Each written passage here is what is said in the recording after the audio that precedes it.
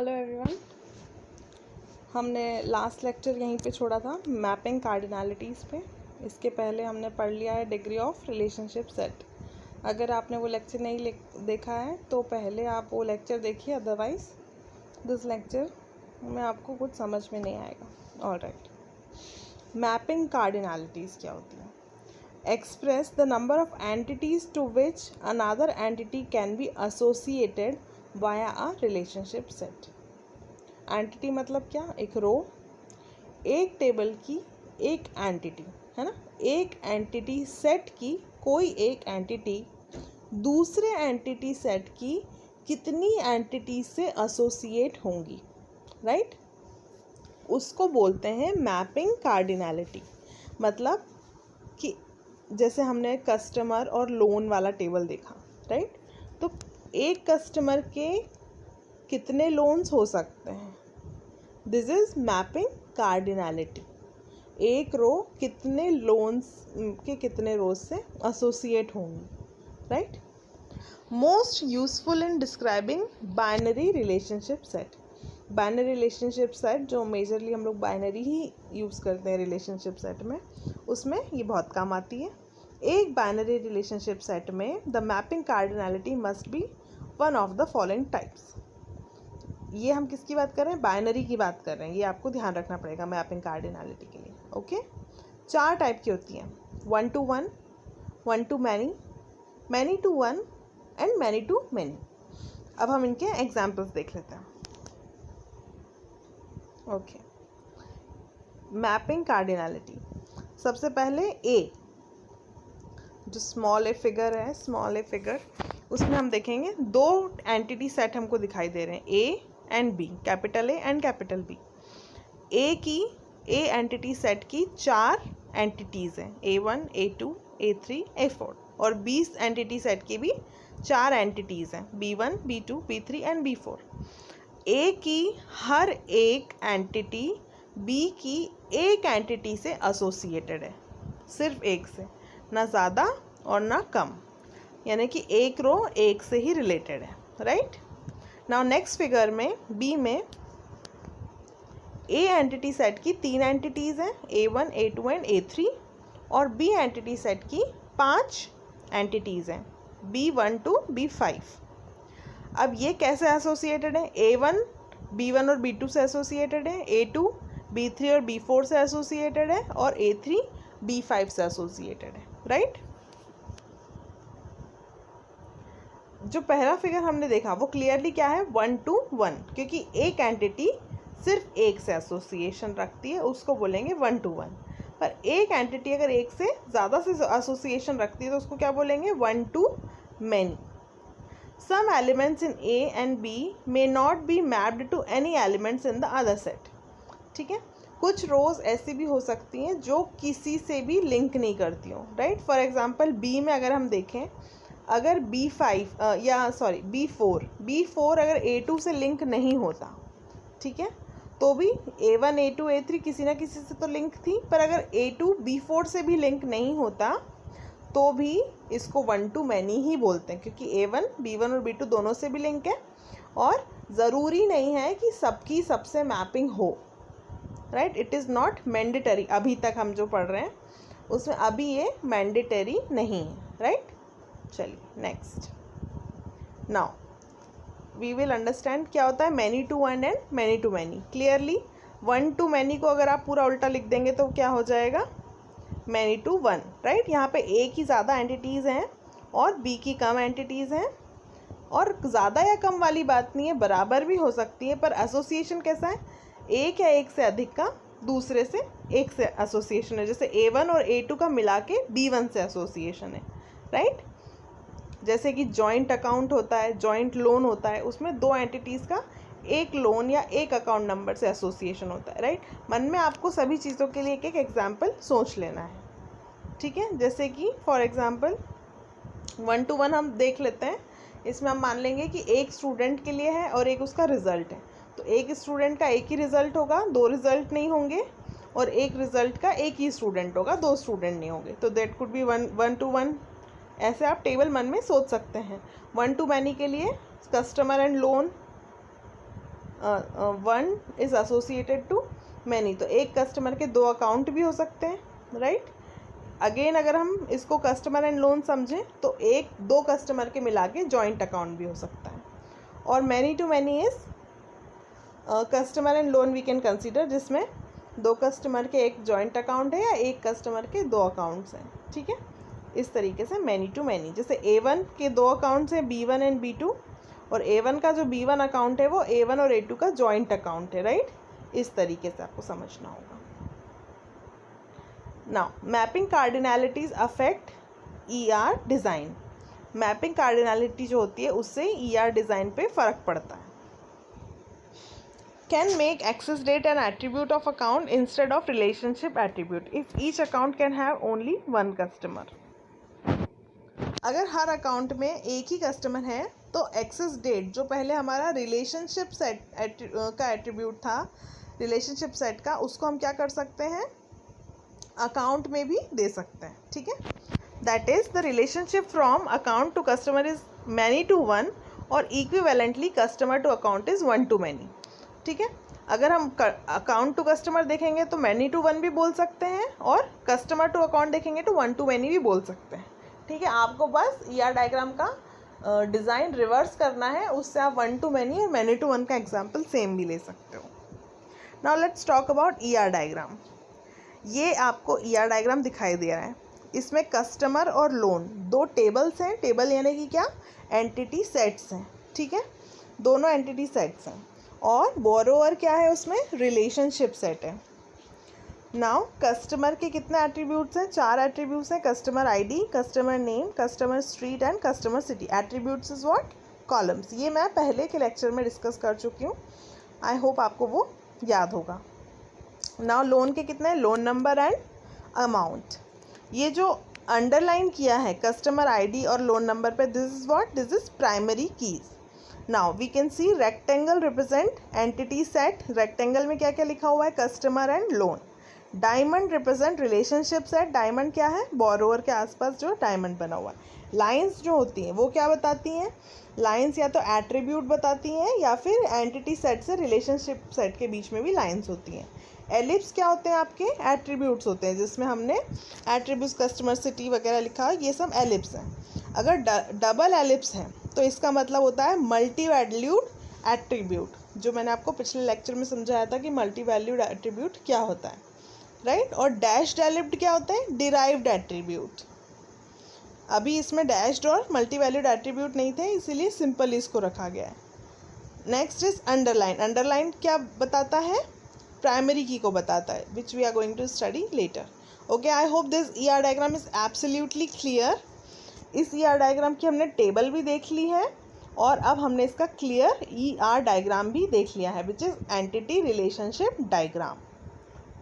अब अगर आपको कोई भी टेबल दी जाती है तो उससे आप क्या बना सकते हैं, उससे आप ER डायग्राम ड्रॉ कर सकते हैं। Now ER diagram with composite, multi valued and derived attribute, ठीक है। कॉम्पोजिट एट्रीब्यूट भी समझेंगे। मल्टी वैल्यूड के लिए हम क्या लेते हैं, डबल सर्कल, डिराइव्ड के लिए क्या लेते हैं, dash. Now there is only single table, क्या नाम है टेबल का, कस्टमर टेबल। उस कस्टमर टेबल के कई सारे एट्रीब्यूट्स हैं, कौन कौन से हैं, customer ID, name, address, age, date of birth and phone number. जो डायरेक्टली लाइंस बनी हुई है कस्टमर से वो उसके एट्रीब्यूट्स हैं, ठीक है।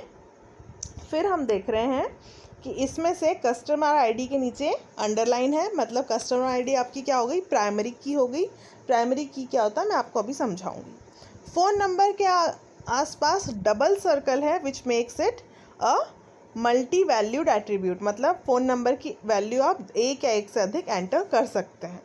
डेट ऑफ बर्थ जब आप एंटर करेंगे तो एज ऑटोमेटिकली उससे डिराइव हो जाएगी, so age is here derived attribute. Now name और एड्रेस दो कंपोजिट टाइप के एट्रीब्यूट्स हैं। तो नेम कैसा हुआ, नेम को 3 भागों में तोड़ा गया, first name, middle name and last name. और एड्रेस को कैसे तोड़ा गया, street, city, state and zip code. Again street is what, street is another composite attribute. तो स्ट्रीट कितने भागों में टूटा गया है, street number, street name and apartment number. So this is your single table. इसमें सब तरीके के एट्रीब्यूट्स का एग्जाम्पल आपको दिया गया है। Now relationship sets with attributes. अगर रिलेशनशिप सेट के अंदर एट्रीब्यूट होता है तो उसको कैसे डिनोट करेंगे? ऊपर जो हमने टेबल समझी थी ये एज इट इज़ है, बस इसमें डिपॉजिटर में वहाँ पे बोरोअर टेबल थी, यहाँ पे डिपॉजिटर टेबल है, ठीक है। वहाँ पे लोन था आई गेस, यस, यहाँ वहाँ पे लोन था एंड यहाँ पे अकाउंट है। तो यहाँ पे डिपॉजिटर में क्या आ गया? एक्सेस डेट, एक अलग एट्रीब्यूट रिलेशनशिप सेट में आ गया। जब रिलेशनशिप सेट में एट्रीब्यूट आता है तो वो डिपॉजिटर जो डायमंड बना हुआ है तो डायमंड से उसकी लिंक रहती है, जो लाइन रहती है वो डायमंड से ही रहती है। Now roles.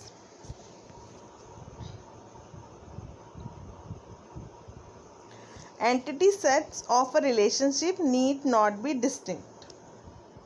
अगर किसी एंटिटी सेट का अपने आप से रिलेशन है, राइट, तो उसको कैसे डिनोट करेंगे? जैसे कि मान लीजिए एक टेबल है जिसका नाम है एम्प्लॉई, तो एम्प्लॉई में सभी एम्प्लॉयज़ का नाम आएगा, मैनेजर का भी नाम आएगा, वर्कर का भी नाम आएगा, ठीक है। The labels manager and worker called roles. They specify how employees entities interact via the works for relationship set. इसके लिए एक रिलेशनशिप सेट जनरेट किया गया जिससे ये पता पड़े कि वर्कर का मैनेजर कौन है। टेबल सेम है पर उसी में रिलेशनशिप हम जनरेट कर सकते हैं, क्योंकि एम्प्लॉय में क्या आएगा, ऊपर से लेके नीचे तक जो हायरार्की होती है एम्प्लॉयज़ की, सारे एम्प्लॉयज़ का एक साथ उसमें टेबल में मेंशन होगा, सबके रोज़ आएंगी जिसमें उनका डिस्क्रिप्शन होगा। तो उसमें जब हमको ये बताना है कि वर्कर कौन है और मैनेजर कौन है और किस तरीके से वो एसोसिएटेड है, उसके लिए we are having one relationship called work for. तो इसमें क्या किया जाता है कि एम्प्लॉई और वर्क फॉर जो एक रिलेशनशिप है उसके बाद वापस से एम्प्लॉय टेबल नहीं बनाई जाती, बल्कि उसी टेबल पे फिर से एक लाइन लगा के एरो लगा दिया जाता है। Roles are indicated in ER diagrams by labelling the lines that connect diamonds to the rectangle. इस केस में जो लाइंस होती हैं उसके ऊपर रोल का नाम लिखा जाता है। अदरवाइज जब हम रिलेशनशिप बनाते हैं तो उसमें रोल का नाम लिखने की ज़रूरत नहीं है, रोल्स उसमें नहीं होते। रोल्स जब होते हैं जब आप एक ही टेबल में रिलेशनशिप उसी टेबल पे लगाते हैं। Role labels are optional and are used to clarify semantics of the relationship. वैसे ये भी ऑप्शनल है पर क्लैरिफिकेशन के लिए हम इसको लिखते हैं। Now let's talk about cardinality constraints. We express cardinality constraint by drawing either a directed line signifying one or an undirected line signifying many between the relationship set and the entity set. अब ये जो 1 to 1 और 1 to many, many to 1 और many to many हमने cardinality पढ़ी, इस cardinality को हम ER डायग्राम में कैसे शो करते हैं? अगर जिस जगह एरो लगा होता है उसका मतलब होता है 1। तो if we are showing a 1 to 1 mapping cardinality, तो जब हम ये टेबल बनाएंगे तो इस टेबल में एक रो लगा देंगे, एरो लगा देंगे। जैसे ये एरो लग जाएगा it signifies that this is one relationship, मतलब इसका एसोसिएशन 1 है। अगेन बोरोअर में भी एरो लगा हुआ है, this is again 1। If there is no arrow that means many, ठीक है। तो दिस टेबल सिग्निफाइज कि इसका रिलेशनशिप कैसा है। Customer to loan relationship is 1 to 1। A customer is associated with at most 1 loan via the relationship borrower. ज़्यादा से ज़्यादा एक से कनेक्ट हो सकता है पर एक से ज़्यादा कनेक्ट नहीं हो सकता, चाहे वो किसी से कनेक्ट हो या ना हो, इट इज़ ओके। हो सकता है उसने कोई लोन नहीं लिया है पर मैक्सिमम वो कितने लोन्स ले सकता है? Only 1, right. तो कस्टमर का अगर 1 to 1 रिलेशनशिप का मतलब है कि कस्टमर मैक्सिमम 1 लोन ले सकता है। एंड लोन के पास भी एरो लगा हुआ है, मतलब लोन सिर्फ एक कस्टमर का ही हो सकता है, जॉइंट अकाउंट नहीं हो सकता, right. Loan is associated with at most 1 customer via borrower. Now 1 to many.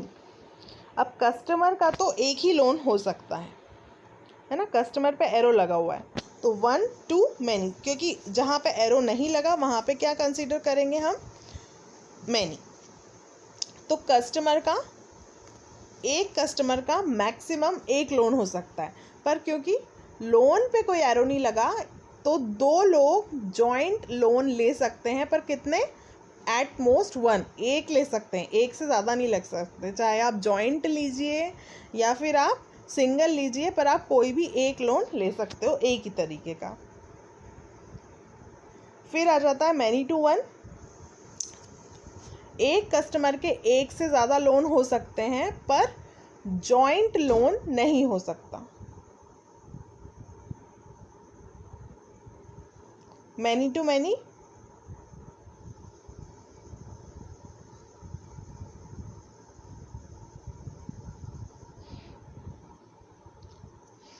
एक कस्टमर के एक से ज़्यादा लोन भी हो सकते हैं और एक लोन एक से ज़्यादा कस्टमर्स भी ले सकते हैं। आई hope this is clear. Participation of an entity set in a relationship set. किसी भी रिलेशनशिप सेट में, जैसे कि अभी हमने पढ़ा था कि ज़रूरी नहीं है कि 1 to 1, मैनी टू मैनी कोई भी कंस्ट्रेंट हो, मैपिंग कार्डिनैलिटी कैसी भी हो, पर ज़रूरी नहीं है कि एक रो दूसरी रो से, दूसरे टेबल की किसी रो से एसोसिएट होना ही चाहिए। अब हर रो एसोसिएट होती है कि नहीं होती है वो किससे पता चलेगा, पार्टिसिपेशन से। There are 2 kinds of participation, total participation and partial participation. Total participation का मतलब होता है कि उस टेबल की सारी रोज जिससे रिलेशनशिप में है उसमें से किसी ना किसी से तो एसोसिएट होती ही है। Every single row is associated. Every entity in the entity set participates in at least one relationship in the relationship set. और पार्शियल का मतलब है अभी ज़रूरी नहीं है कि हर रो दूसरी टेबल की दूसरी रो से एसोसिएट हो। फॉर एग्जाम्पल, मान लीजिए आपके पास 2 टेबल्स हैं, एक है स्टूडेंट टेबल, एक है रिजल्ट टेबल, ठीक है। हर स्टूडेंट का कोई ना कोई रिजल्ट हो अभी ज़रूरी नहीं है, राइट। हो सकता है कि फर्स्ट सेम के स्टूडेंट्स हैं, एग्ज़ाम ही नहीं हुई है, तो अभी उनके पास कोई मार्कशीट नहीं है, कोई रिजल्ट नहीं है, बट हर रिजल्ट का कोई ना कोई स्टूडेंट ज़रूर होगा। If there is a result that must be associated with some student. तो इसका मतलब है कि जो रिजल्ट वाला टेबल है वो टोटल पार्टिसिपेशन करेगा रिलेशनशिप में हमेशा, पर जो स्टूडेंट टेबल है वो पार्शियल पार्टिसिपेशन करेगा। ज़रूरी नहीं है कि वो टोटली पार्टिसिपेट करे। This is the example I have given. Now let us see participation of customer and borrower is partial.